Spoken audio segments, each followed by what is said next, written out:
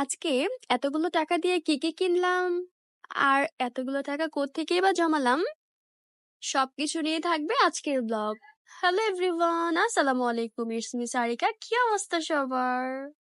আমার ব্লগটা শুরু করার আগে কিন্তু অবশ্যই তোমাদের আমার চ্যানেলটাকে সাবস্ক্রাইব করতে হবে আর লাইক করতে হবে। হয়তোবা ভিডিওর যে কোনো একটা অংশ তোমাদের অনেক বেশি ভালো লেগে যেতে পারে।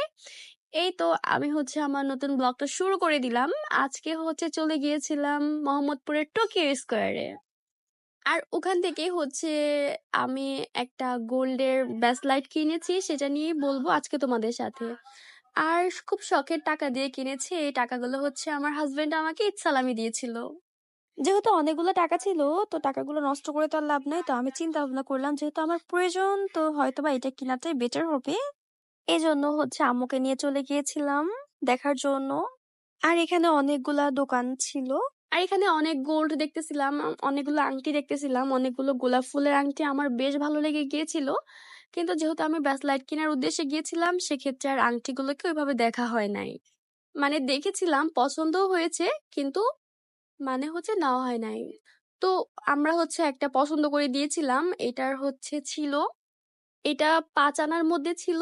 তো এখন তো স্বর্ণের দাম অনেক, তো ৫ আনার মধ্যে আমার কিন্তু বেশ অনেকগুলো টাকাই লেগে গেছে। তো এই তো পছন্দ যখন করে ফেলেছি, রেখে তো আর আসা যাবে না। এজন্য ওনারা প্যাক করে দিতেছিল, বারবার চেক করে নিচ্ছিলাম। তোমরাই বলো আমার ব্যাসলাইটটা কেমন হয়েছে? আমার কাছে তো বেশ ভালো লাগতেছিল, মানে নিজের মধ্যে একটা ভালো লাগে কাজ করতেছিল। আর এটা ছিল আমার হাজবেন্ড তোমাদের ভাইয়ার জন্য একটা সারপ্রাইজ গিফট ছিল। উপহারটা আমার ছিল, যেহেতু উনি আমাকে ঈদ সালামি দিয়েছিল। তো আমি আর ওনাকে বলি নাই যে আমি একটা ব্যাসলাইট কিনবো, এটা ওনার জন্য সারপ্রাইজ ছিল। তো আমি যখন বাসায় যেয়ে ওনাকে দেখাইছি, তখন কিন্তু উনিও খুব খুশি হয়ে গিয়েছিল যে তোমাকে আমি টাকা দিলাম একটু ঘোরাঘুরি করার জন্য, আর তুমি ওইটা দিয়ে ব্যাসলাইট কিনে আনছো। তো একটু খুশিও হয়েছে। আর আমার কাছেও খুব ভালো লাগতেছিল। আমি বাসায় চলে আসছি কেনাকাটা শেষ করে, দেন একটু ভিডিও করতেছিলাম, তোমাদের সাথে শেয়ার করব। তোমরাও কিন্তু জানাবে কেমন হয়েছে, আর কে থেকে আমার ভিডিওটি দেখছো অবশ্যই কিন্তু আমাকে কমেন্ট করতে ভুলবা না। আর অপর পাশ থেকে আম্মু আমাদেরকে আইসক্রিম খাওয়াবে, তো উনিও বারবার করে বলতেছিল তোমরা কে কোন আইসক্রিম খাবা।